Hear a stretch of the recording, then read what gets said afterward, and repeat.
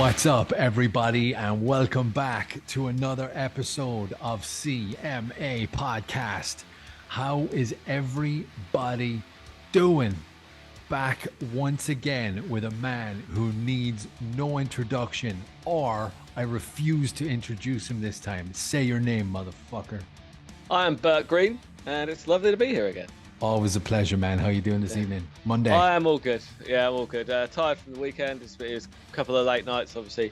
I watched basically all American sports. So whilst we were treated to nice timings for the event on Saturday, I did watch the American football last night. And and it goes on quite late. But hey, the Jets won again. So pretty happy with that. There you go, man. You're bright-eyed and bushy-tailed then on Monday morning, right? You're in the office. No, I don't go into the office on Mondays. I usually work from home. But I get up at my routine is I'm up at 7, out of bed at 7, no matter what. No matter what time I've been to bed, I have to get up at 7 because otherwise I'm annoyed at myself. Right. Yeah, you mentioned that on the last episode. It's like a discipline thing, right? Yeah. I mean, sometimes I've gone to bed too late, 2 in the morning or whatever, but I still drag myself out of bed at 7. Feeling terrible, and I'll feel terrible for the day, but I'll feel better than I would have done if I'd have slept in. That makes sense. Yeah, man. That's how it goes, man. Hey, you're an inspiration to many. That's what we'll say. That's it. So we're here to break down UFC 280 live from Abu Dhabi. It was at Yas Island in Abu Dhabi. We were treated at the weekend to fights at a reasonable hour. So there was no like waking up in the middle of the night. There was no like staying up all night. It was just, I think the first fight was at 2:30 or 3 o'clock in the afternoon, maybe 4. Yeah, I didn't watch the early prelims. I went and did some redneck shit. I found out there's a speedway that I did not know about. That's 20-minute drive from my house, and it's like just banger racing, like Destruction Derby kind of shit. Crashes everywhere, wheels coming off, cars setting on fire. Carnage, and it's 20 minutes from my house. It's like, how did I not know about this? So me and my mates, we went there because he wanted to take his kids for a day out somewhere. So we went there, and they absolutely loved it. But we're like, we've got to come back here because you can take your own beers in as well. Game changer. There you go, man. So take your own beers in, like take a cooler of beers, sit on the hill, watch some carnage. But yeah, I was doing that during the day. I got the first fight I watched was Belal Muhammad, I think. Yeah. I watched every single fight and I listened to the commentary between every single fight as well. I stayed in the apartment most of the day. Get on? Excuse me. Sorry. Oops. It just popped into my head because you just said you watched all the fights, and I realised I didn't see the early fights. So how did Oezdemir get on? So Oezdemir came out blazing, firing on all syllables. Did he fizzle out fast? He just fizzled out very, very fast. I felt very bad for the guy, dude. He had the other guy in a lot of trouble in the first minute and a half. He always does. And then I don't know, did he just gas or just lose the fucking killer instinct that he's got and just got taken down, got outstruck? It was like, it just was not a good night. I don't know what's going to happen with Oezdemir from now on, man. That's a lot of losses on his record.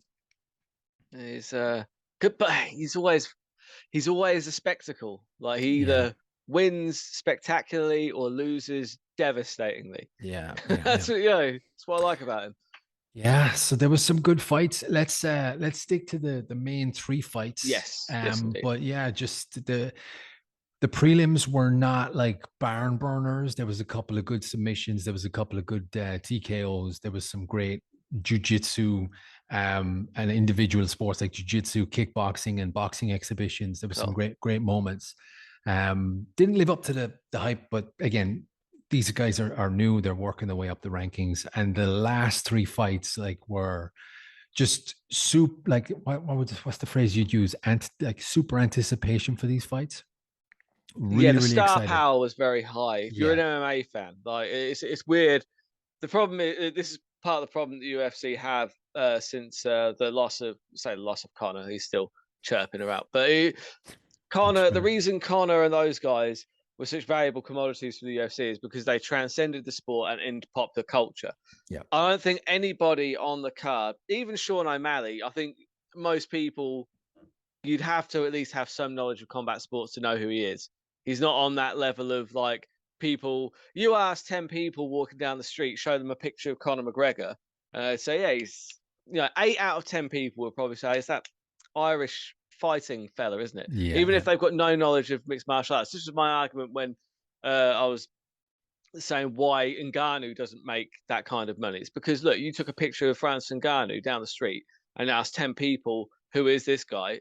Like maybe three, maybe four on a good day of yeah, people would say, yeah, that's Francis Ngannou, one of the baddest heavyweights on the planet. He's the heavyweight champion in the UFC. And odds are those people would be UFC fans. yeah. I mean, that's True. the difference. So going into this one, Sean O'Malley, I mean, hostile territory. He was coming over Mhm. from the US. Peter Yan was, where's he? Is he Russian? I don't want to He get it is wrong. Russian. He is Yeah, yeah. Russian.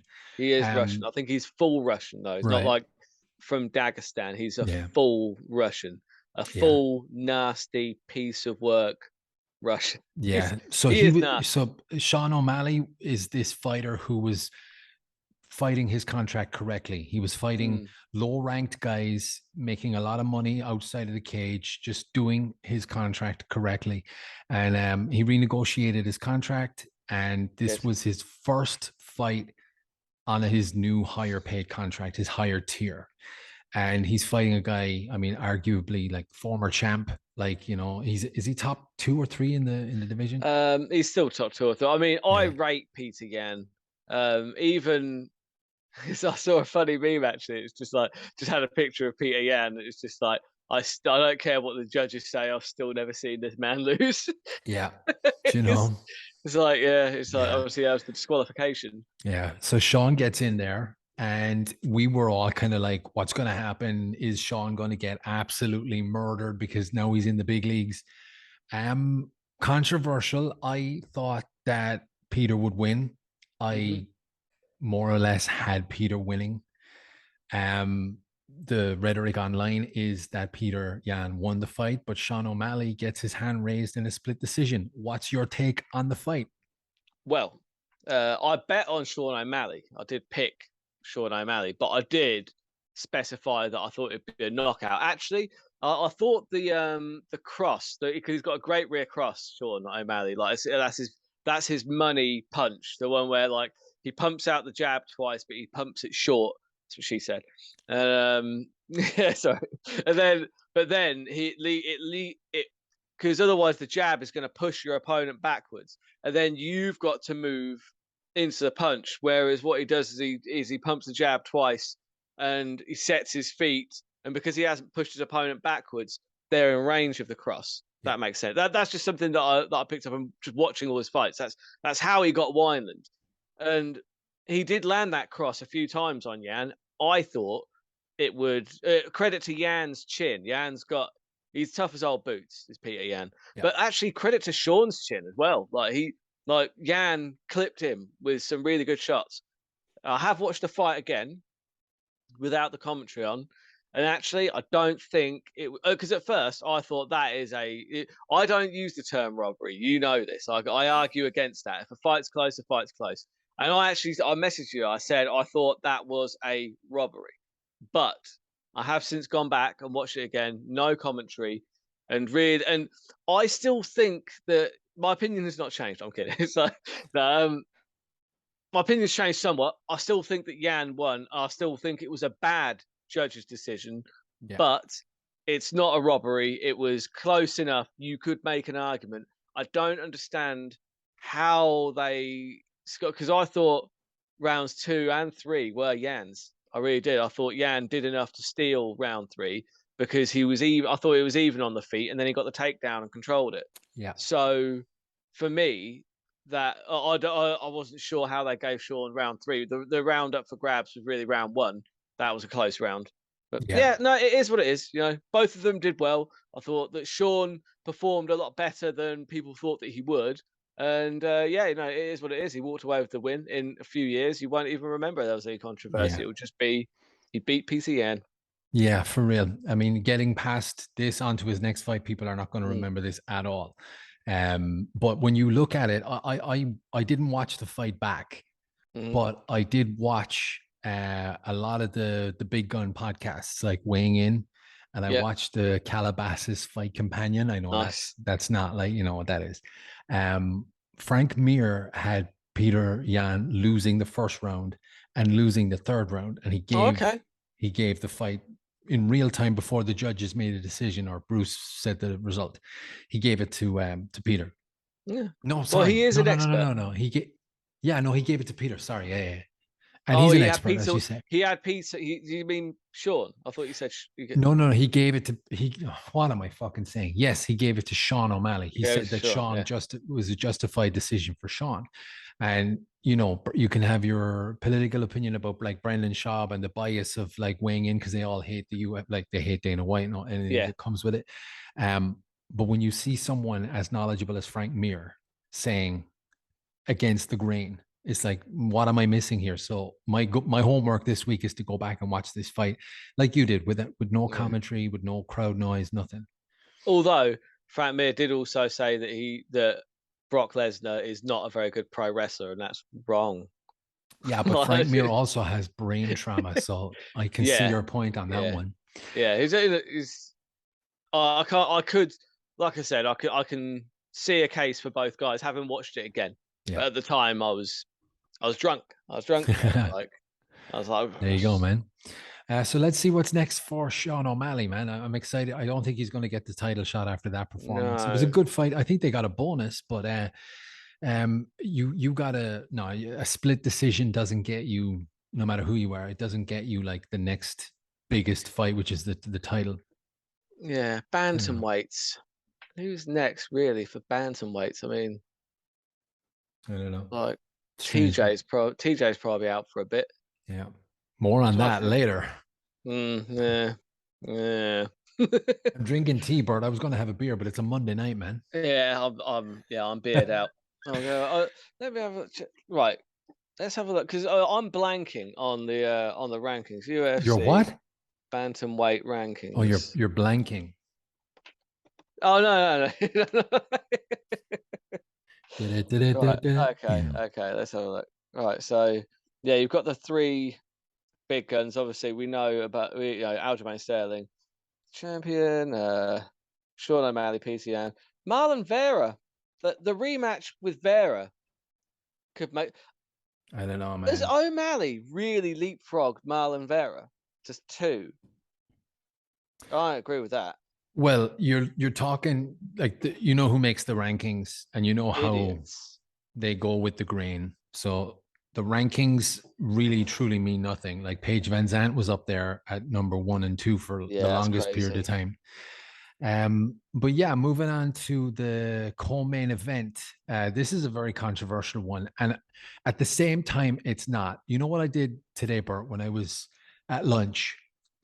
I said, we're going to talk about this fight. And not that I want to try and sound as intelligent or as knowledgeable as you, but I'm going to try and look at this from a critical Bert Green perspective, right? Okay. Now, what that means is TJ Dillashaw fought against Aljamain Sterling for the bantamweight title, right?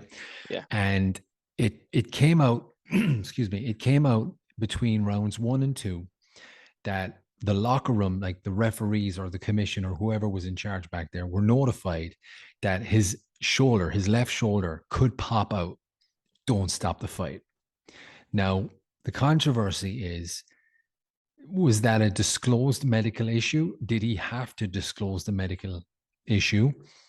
Is it a non-disclosable medical issue? Or did he break any rules? Did TJ break any rules by not telling the UFC or the commission prior to the fight that he's got a shoulder issue? And I thought about it, and no one's going to know, because who commissioned the fight? It was an internationally commissioned fight, not sanctioned by the Nevada State Athletic Commission. Unless we know their rules, we don't know if he broke them or not. Right. See, my take on it, I'm not concerned with whether he broke rules or not. My concern is because I'm fairly sure he didn't. I'm pretty sure that there is no rule in place that says that you have to disclose injuries. Fighters fight injured all the time. My take on it is that fighters should have to disclose those kind of injuries, because I know that like it seems like kind of almost trivial or trite that it affects the betting community, but the betting community, gambling is a huge part of combat sports, and it's a huge part of the funding This as is well. why I was thinking about it. I was thinking of specifically why, because you're obviously involved with bets and gambling and stuff. Mm.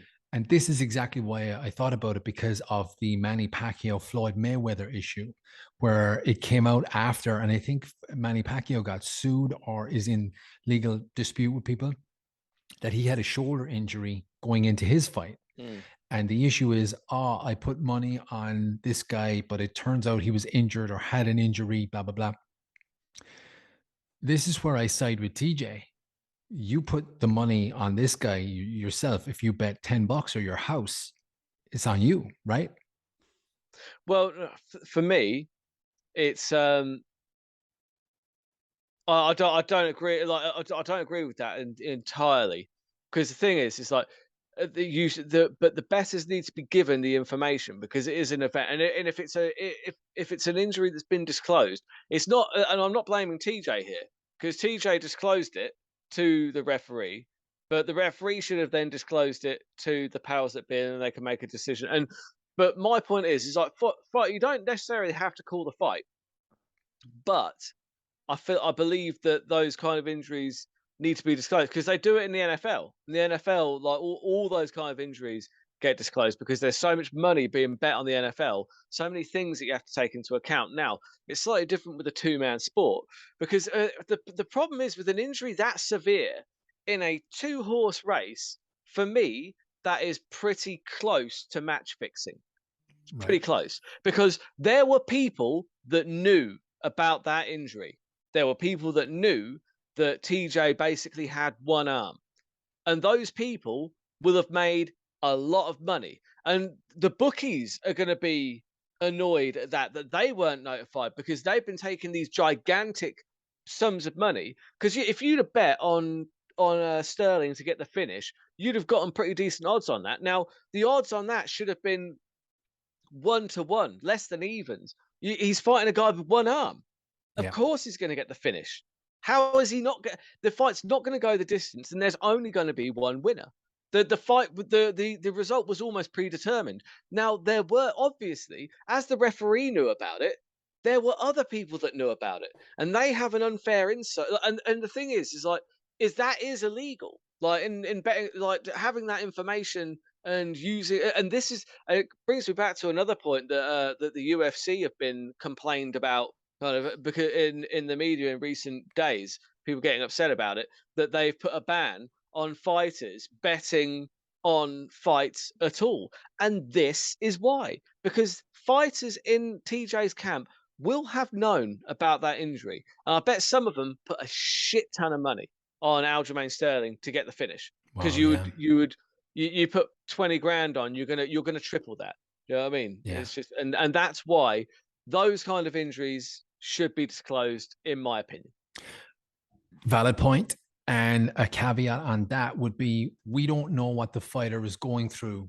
Like you hear it all the time, what the fighter is going through the day of the fight, who's going to show up, what fighter feels like they want to get in there. Like not Dustin, Cowboy Cerrone said that Yeah. he just didn't want to be in there against Conor McGregor. Brendan Schaub talks openly about being in there against Nogueira in Brazil, saying, I just could not get up for the fight, man. I didn't want to do it. I remember hearing a story about Johanna Jimjek. Yeah. Her boyfriend broke up with her the night before Rose Namajunas knocked her out for the first time. So you don't know what the fighter is how they're going in to the actual event, whether they're going in injured, dealing with personal problems, and the onus. You can't do your homework because it's non-disclosed, it's personal, blah, blah, blah. You got it, like, so many variables when it comes to betting. The old school Man United, like you put the house on Man United to win a game. I just remember growing up, Man United were the best team on the fucking planet. But some days people go in and they have off nights. Some days people go in with a sore rib or a hurt ankle or whatever. Connor apparently had an issue in the Dustin fight before his leg injury. They apparently went in with that injury. So it's drinking cocaine, that was his main issue. Maybe that's what it was. So we don't know. So for people who didn't see the fight, 15 seconds into the fight, TJ gets taken down and you see him grimacing and his wincing in pain because his shoulder pops out of the socket. And how he survived the first round, he was getting submission attempts. I mean, props to him. Insane. But this is why the commission is in place. You save a fighter against himself because they're not going to quit. Those guys don't quit. He popped his shoulder out after 15 seconds and he was like, fucking still going, you know? Second round, he goes in, same thing happens. Shoulder pops out, gets fucking ground and pounded back to wherever the fuck he's from. Where's he? Colorado? Let's say that. Yeah, let's say Colorado. So yeah, feel bad for him, you know. For me, like I said, because it is always a gamble.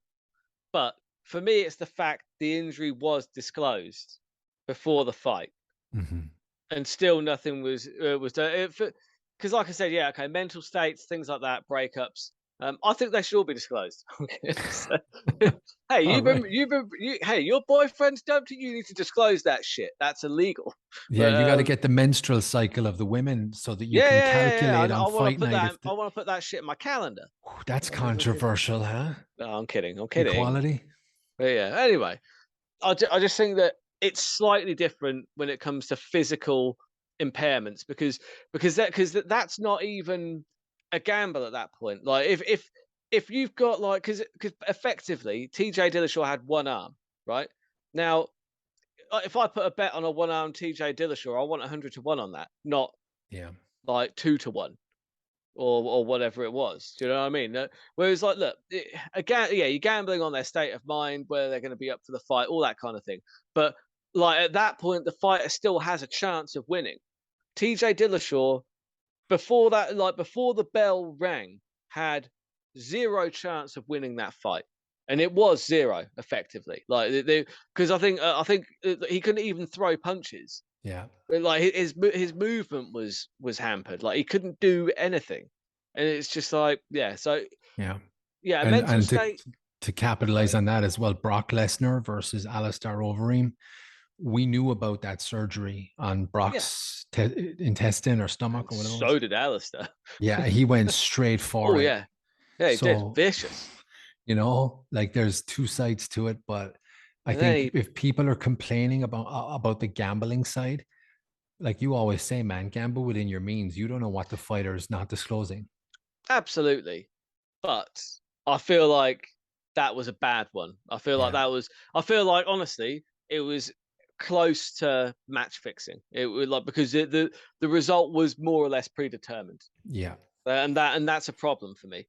Yeah, you know, it's like if it's a niggling thing, sure. It's a like what? A niggling thing. A niggling. Niggling, okay. like a niggling injury. Like most fighters have niggling injuries going into the fights.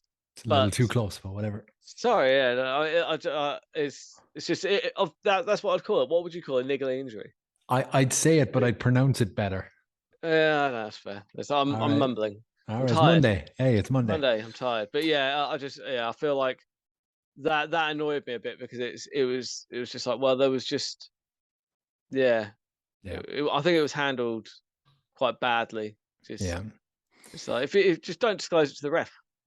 So let's see what happens with TJ now. He's obviously got to go through maybe 6-7 months of rehab, and Sterling's probably going to defend it a couple of times before TJ comes back. TJ's probably going to have to fight it 3 or 4 more times before he gets another shot at the belt. But God bless him. They both handled their post-fight interviews with class. Aljamain, you know, he's got a mouth on him. I like what he's doing. So let's see what happens with him. He is funny. So let's move it to the main event, dude. The main event was I don't know, it was shocking for a lot of people. It wasn't shocking for more. I was hoping that Charles would retain the title. I thought he would just be too experienced and too quick and too threatening. Like he was going to be taken down regardless, but off his back, he's phenomenal submission attempts, no matter where you're coming from, elbows from the bottom. But Makhachev was just fucking flawless. I thought Charles would drop Makhachev with a left hook, and Makhachev dropped Charles with a right hook. Yeah. Well, that was one of the things I did mention in my video was that Makhachev's stand-up is actually wild. It's not so much that it's underrated; it's that people focus on his wrestling, and actually his kickboxing is like his striking is way better than Khabib's ever was. Like his striking's really actually quite high level. It's normally his kicks that cause the issues, but that was a concern for me going because the problem is like Charles is excellent off his back, but not when he's rocked, and that's the problem, wasn't it? It was just like when we've seen Charles beat, like Dustin, Justin, and Michael Chandler. It was like he got rocked, but because of his ground game, there was a hesitation caused. That hesitation wasn't there with Islam Makhachev because he knows that, yeah, okay, he might be able to tie me up. He might be able to prevent me from doing damage down there, but he's not going to submit me because I'm not going to let him. I'm not going to get caught by those traps that he's setting. And he was very confident in that. And that confidence allowed him to get down there and grab onto Charles whilst he was still rocked. And I think it was Bas Rutten that said, when you're on the floor with somebody, elbow him in the face, and the black belt becomes a brown belt. Elbow him again, he's a purple. Elbow him again, he's a blue. Elbow him again, he's a white belt. And that was what happened there. Charles Oliveira, not rocked, just with all his faculties, never gets caught in that head and arm triangle. It just doesn't happen. But Charles Oliveira was a white belt at that point because he was more or less unconscious from the hook. Like he was rocked, he was stunned. So all of his technique and he hasn't executed the right kind of moves, the right transitions at the right times, and then you end up getting everyone needs oxygen, and except Volkanovski. Yeah, that's right, against Ortega. Yeah, because that that's an excellent segue into what's happening next with the lightweight title. There you go, man. DC, I don't know whose idea that was. DC just like said, Volkanovski's right over there. Volkanovski, get in here. And then you just see these two small guys next to DC just like facing off. Well, the thing is like I didn't think that Volkanovski looked as small as I'd expect him to look. He didn't. Like, because they kept on, like, because Islam kept on calling him, the small guy. Where's the small guy? And it's just like, yeah, okay, he's a little bit shorter than you, Islam. But actually, when you look at how wide, like, he's not a small. You got to bear in mind that Volkanovski, like I said, he walked around at 215 when he was playing rugby. Yeah, like he was massive. It wasn't 250 like people say it was. It was 215. All right, that's still enough. Right? He was massive. And that is the thing that I like about Volkanovski more than anything, is that he has the heart and lungs of a 215-pound man, and that's why he can put such a pace on people. And his footwork is probably the best in the UFC by a margin as well. I think, like, because he can go in, do damage, and get out, and without taking damage. That's what he specializes in. Yeah, and true. His takedown defense is very, very good. And we saw against Ortega the will to win on that man. It's like there's no quitting him at all. Yeah. So I'm like, how does Makhachev deal with a guy like that? Because there's no doubt in my mind who the faster guy is going to be. It's going to be Volkanovski all day. It just depends on how. But I think Volkanovski can probably put that weight on properly as well. I don't think he's going to do it like in the way that Conor did in the first Nate fight, where I don't think that it will compromise any of what Volkanovski does well, but it might just add a bit more kind of heft onto his punches, the punches that he will land more of than Islam Makhachev, in my opinion. Yeah. And I think because I said before the fight that doesn't matter who wins out of Makhachev and Oliveira. The winner takes on Volkanovski. I think Volkanovski beats both of them, and I Yeah, stand by man. that. Let's see. I'd love to have a bet with you on that one. I don't want to make this about me because I'm a narcissist, but I remember one of the first jiu-jitsu tournaments I was ever in. I was paired up against a Brazilian guy living in Dublin. And just that feeling of being in a jiu-jitsu match against a Brazilian, I was totally psyched out. I got choked out within, say, 30 seconds. It wasn't against Johnny Walker, was it? It definitely wasn't. I'm kidding. Yeah, no. He's a Brazilian living in, Yeah, well, yeah. I assume Dublin. Yeah, yeah. So when you've got these Dagestani wrestlers and you know what they can do, and you know now that this guy has striking, the psychological aspect of that, even when you're as big as Volkanovski, even when you've got the belt, even when everyone is chomping at the bit to get at you, just that feeling now of getting in there against Islam Makhachev, the champion who just took out Charles Oliveira. This is going to be like a game of chess, man. The striking is like on par virtually. Yeah, Makhachev doesn't have Volkanovski's footwork, but he's got the wrestling to compensate. I don't know about like when you've got Ortega on you and you can get out of that guillotine, Makhachev must know that you're like sambo wrestling and submission attempts must be on point. So I would say that could be the fight of the year if that happens by the end of the year. But it's going to happen. It's been slated for Perth. For Perth.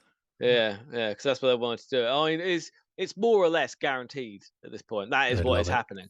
I'd love it. Apparently on the same card, they're thinking of doing Dariush versus Oliveira, which I'm all in for as well. That's fantastic. But yeah, I'm excited, very excited to see Volker, because I think out of everybody in the UFC, if one person deserves an opportunity to go and try and make themselves a two-weight division champ, it is Alexander the Great Volkanovski, because it's no secret, I'm a big fan of his. I'm just a huge fan of just everything about his fighting style, how technically good he is. I like everything how he does. I just like how he carries himself. You know, it's just like he's confident without being arrogant, which is very difficult to do. Conor McGregor could learn a thing or two. You know what I mean? It's like Conor McGregor does it terribly, but like Volkanovski, he's just he doesn't really he doesn't discredit his opponents. He bigs them up, but he's also just like, but I am the best, and I am gonna beat the fuck out of you. This is because what he did against Max in their last fight was just nothing short of incredible. He was just like talking to him. He's just like, I'm too fast, mate. Too fast. And he was. It was poetry. It was really good. Yeah. He was just so fast. And if he can do similar against Matt, I believe that, the wrestling's going to be an issue to kind of a piece of the puzzle to combat. But I believe, I haven't got the stats in front of me, but I think Volkanovski's takedown defense is pretty high. I mean, obviously he hasn't had Dagestani like wrestling phenom trying to take him down at the same time. But at the same time, I don't think Makhachev has necessarily fought a kickboxer that's anywhere close to the level that Volkanovski is. And Makhachev has been knocked out by Rocky Martins. Like, he did get knocked out. Yeah. And that will be in his head. He's not undefeated. He's not like invincible. And he knows that. And so does Volkanovski. And it's an interesting one. I'm sure many people will break it down. We'll break it down for sure. Burt Green, always a pleasure to talk to you, my man. Thank you for joining me once again. Before you go, tell people where you are and what you're about. Well, I am mostly about researching fights, and I make picks based on trying to get the longest odds possible. But reality check that if you want to make if you want bets that will come off all the time, probably bet on the favorites most of the time. Every now and again, you'll get underdog odds. But what I'm mostly about is just researching the fighters, letting you know a little bit more about what they do well, what they maybe don't do well, and then you can make your own informed decisions. But the fun for me is in breaking down the fighters and just trying to kind of work out like possible ways that the fights could go. I do my other shows breaking down the events. It's going to be one I'm going to be doing them tomorrow. But I'll try and inject a bit of humor into them. I find memes from around the UFC. I also during the NFL season do a little NFL show on Sundays just because I love the NFL and the Jets are doing good this year. So it's good to be a Jets fan right now. Yeah, so the Burt Green, the _ Burt Green on Instagram, the _ Burt Green on Twitter, and the Burt Locker on YouTube. It is the top search. It's the top result when you type in the Burt Locker on YouTube. You no longer have to go through 7 pages worth of the Hurt Locker clips, which is pretty nice. Because you're hustling like a motherfucker. Hustling. Yeah, lots of content. I am prolific. I'm if nothing else, I'm prolific. You get a lot of content. It's absolutely, man. Yeah. There's a lot of shit out there, and then there's stuff like yours. And thank you. I love watching your stuff. I love listening to that tremendous British accent. You know, our ancestors didn't get along, but I think we get along pretty well, right? It was hundreds of years ago. You know, like... Live and let live.